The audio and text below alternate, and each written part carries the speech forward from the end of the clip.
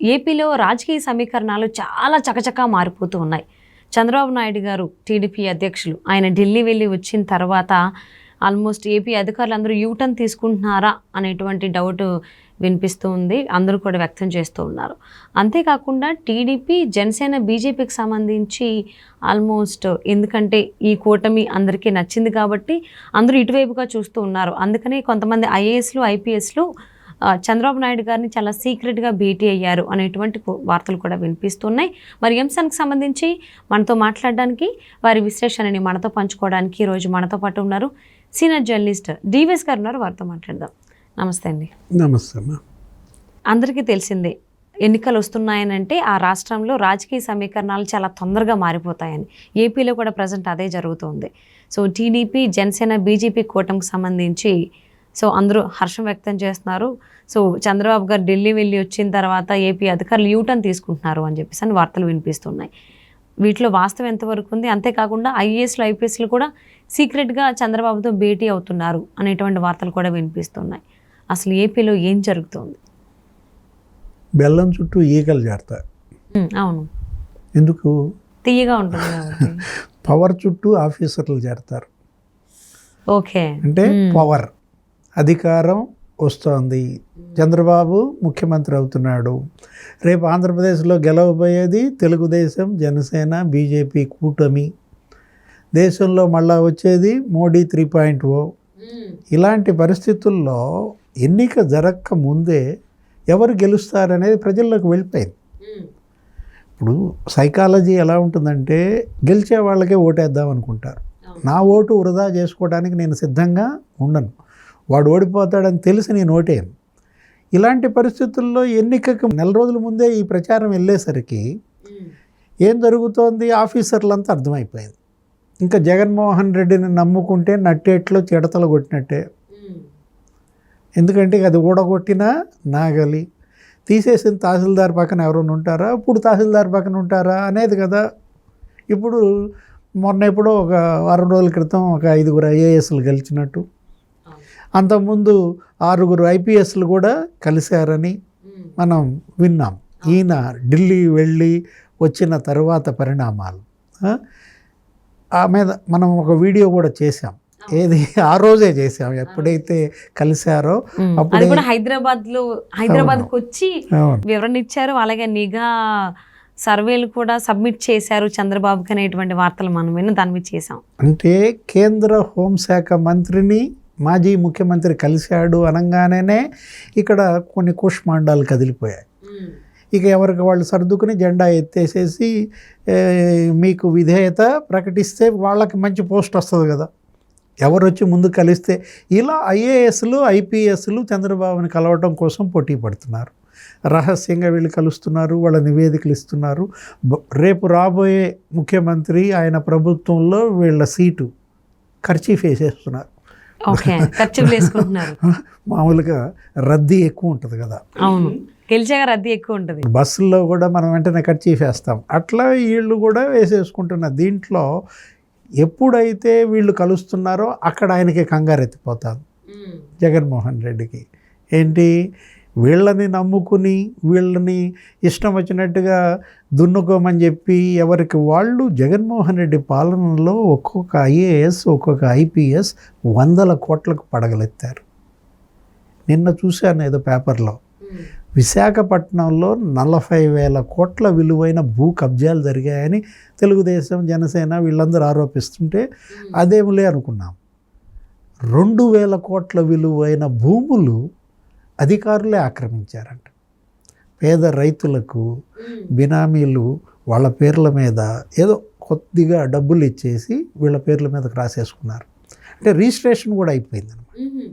ఐఏఎస్లు, ఐపీఎస్లు విశాఖపట్నంలో 2,000 కోట్ల విలువైన భూముల్ని నువ్వు వాళ్ళ అధీనంలోకి తెచ్చుకున్నారంటే ఏ స్థాయిలో అవినీతి ఆంధ్రప్రదేశ్లో పెట్టిరిగిపోయిందో నీకు అర్థమవుతుంది. ఇప్పుడు వీళ్ళు వెళ్ళి కలిసింది ఎందుకు? ఆయనకి ఇచ్చిన నివేదికలు ఏంటి? ఆయన ఇచ్చిన డైరెక్షన్ ఏంటి? ఐఏఎస్లు 5, ఐపీఎస్లు 6 కలవమని చెప్పింది ఎవరు? వాళ్ళని కలవమని చెప్పింది ఎవరు? పాయింట్. ఇప్పుడు ఢిల్లీ వెళ్ళొచ్చిన తర్వాత ఇదంతా జరిగింది కదా. సరే, ఈ 5 6 వెళ్ళారు అనేది నీకు ఐఏఎస్లో ఐపీఎస్లో వెళ్ళిపోయి ఇంకా ఎలనాళ్ళు కూడా ఈ లోపు వెళ్తూ ఉంటారు, అది వేరే విషయం. ఎందుకు మనం మాత్రం వెనక ఉండటం అన్నట్టుగా మరి పరుగు పందెం కదా. వాడు వెళ్ళాడంటే మరి నేను ఆగితే ఎట్లా, నా సీట్ నేను చూసుకోవాలని మిగతా వాళ్ళు కూడా పరుగులు తీస్తున్నారు. రేపు ప్రధానమంత్రి వస్తున్నారు. ఎప్పుడు 17వ తారీఖు చిలకలూరిపేటలో సభ. ప్రధానమంత్రి చిలకలూరిపేట సభకు వస్తున్నారంటేనే ఇంకా వైబ్రేషన్స్ పెరిగిపోయాయి. అసలు ఎన్డీఏలో తెలుగుదేశం చేరింది అనగానే సినిమా మారింది. అవును, చిలకలూరిపేట సభలో మోదీ, చంద్రబాబు, పవన్ కళ్యాణ్ ముగ్గురు ఒకటే స్టేజ్ పైన అభివాదం చేస్తారు అనేటువంటి వార్తలు కూడా వినిపిస్తూ ఉన్నాయి. అండ్ అంతేకాకుండా ఆయన ఢిల్లీ వెళ్ళి వచ్చిన తర్వాత ఎక్కడైతే చంద్రబాబు గారు పోటీ చేస్తారో అని చెప్పేసి అంటున్నారు, కుప్పంలో కేంద్ర బలగాలు కూడా మోహరించి కవాతు నిర్వహించాయి. జనరల్లీ ఎన్నికలు కూడా వచ్చిన తర్వాత ఇలాంటివి ఏమైనా జరుగుతాయి. ఎన్నికలు కూడా రాకుండానే ఇలాంటివి కుప్పంలో జరగడం అంటే, కుప్పం అంటే అక్కడ చంద్రబాబు పోటీ చేస్తారని అందరికీ తెలిసిందే. మిగిలిన చోట్లంతా చేస్తే ఇంత డౌట్ వచ్చేది కాదు. కుప్పంలో చేయడం కూడా అది ఢిల్లీ వెళ్ళి వచ్చిన తర్వాత ఇలాంటి ఇంకా అనుమానాలు చాలా ఎక్కువ వ్యక్తమవుతున్నాయి. ప్రత్యేకించి చిత్తూరు జిల్లా పైన కాన్సన్ట్రేషన్ పెంచారు. కేంద్ర ప్రభుత్వం చిత్తూరు జిల్లా మీదే ఎందుకు ఇంత డేగ కన్నేసిందని నువ్వు అడగచ్చు. ఎందుకంటే దొంగ ఓట్లన్నీ అక్కడే ఉన్నాయి. తిరుపతి పార్లమెంట్ నీకు తెలుసు కదా, 35,000 దొంగ ఓటర్ ఐడి కార్డులు నీకు దేశంలోనే నీకు సంచలనమైంది. అసలు వైబ్రేషన్స్ అనమాట. అంటే ఏంటి, అసలు భారత ప్రజాస్వామ్య వ్యవస్థ ఎరగం మనం. ఏ ఎలక్షన్లో అయినా నీకేం తెలుసు, రిగ్గింగ్ తెలుసు. దొంగ ఓట్లు నీ ఓటు నేనేయటం తెలుసు. లేకపోతే సైక్లిక్ రిగ్గింగ్, వరుసగా 10 మంది ఉంటాం, బూత్ ఆక్రమించుకుంటాం, ఈ 10 మందే కొడతా ఉంటాం, గుద్దేస్తూ ఉంటారు. అప్పుడు బ్యాలెట్ పేపర్ ఉండేది. ఇలాంటి అక్రమాలు తెలుసు. కానీ ఓటర్ ఐడికి డూప్లికేట్ 35,000 నీకు ఒక తిరుపతిలో దొరికాయంటే ఆ ఐఏఎస్ సస్పెండ్ అయ్యాడు కదా. అవును, పాపం ఆయన జీవితం బలైపోయింది. గిరీష ఐఏఎస్ని సస్పెండ్ చేశారు. అసలు 2 సీఈఓలు బలయ్యారు. ఎక్కడ, ఉరవకొండలో స్వరూపరాణి జిల్లా పరిషత్ సీఈఓలు 2ని సస్పెండ్ చేశారు. 100 మంది అధికారులు బలయ్యారు ఈ డూప్లికేట్ ఈ ఐడి కార్డుల వల్ల, ఈ ఓటర్ అక్రమాల వల్ల. కుప్పంలో కూడా ఇదే జరుగుతోంది. కుప్పంలో పెద్దిరెడ్డి రామచంద్రారెడ్డి అక్కడ మకాం వేసి ఏదో ఎట్లయినా సరే చంద్రబాబు మెజార్టీ తగ్గించాలని నీకు గత కొంతకాలంగా జగన్మోహన్ రెడ్డి రాష్ట్రం వదిలేసి, ఆయన నియోజకవర్గం వదిలేసి కుప్పం మీద పడ్డాడు. పెద్దిరెడ్డి పుంగనూరులో చేసిన అక్రమాలు చాలక ఆయనకు కుప్పం కూడా బాధ్యతలు అప్పచెప్పినప్పుడు ఎలా కుప్పంలో అశాంతి, అభద్రత, రౌడీలు ఎలా పెరిగిపోయారు అనే దీంట్లో కేంద్రం దృష్టి పెట్టింది. ఒక మాజీ ముఖ్యమంత్రి నియోజకవర్గంలోనే ఇంత అక్రమాలు, ఇంత హింస పాల్పడుతున్నారనే దీంట్లో ఇప్పుడు కేంద్ర బలగాలు అక్కడ ప్రవేశం. అది శాంపుల్. అంటే నీకు అది టీజర్ అంటావా? నీ భాషలో చెప్పాలంటే కుప్పంలో కేంద్ర బలగాల ఎంట్రన్స్ అనేది కేవలం టీజర్ అన్నమాట. నోటిఫికేషన్ రాకుండానే వచ్చేసినాయి అంటే బొమ్మ ఆడుద్దిక. ఏది పొరపాటు అవును, రంగు పడుద్ది అన్నట్టుగా.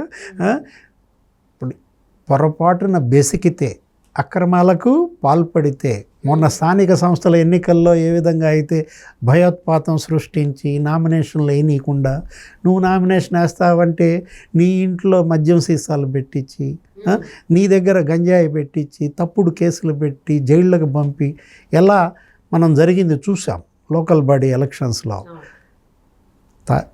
తాడిని తన్నేవాడు ఉంటే తలదన్నేవాడు ఇంకొకటి ఉంటాడు. ఇప్పుడు కేంద్రం జగన్మోహన్ రెడ్డి తలదంతోంది. ఇన్నాళ్ళు జగన్మోహన్ రెడ్డి తాడింది అన్నాడు. ఇప్పుడు జగన్ తలని కేంద్రం తన్నే పరిస్థితి తెచ్చుకున్నాడు అనమాట. ఇప్పుడు ఇందాక మనం ఏమనుకున్నాము, ఈ వరుస పెట్టి అందరూ కలిసిన దీంట్లో రేపు మోడీ వస్తున్నాడు. ఎక్కడికి? చిలకలూరిపేట.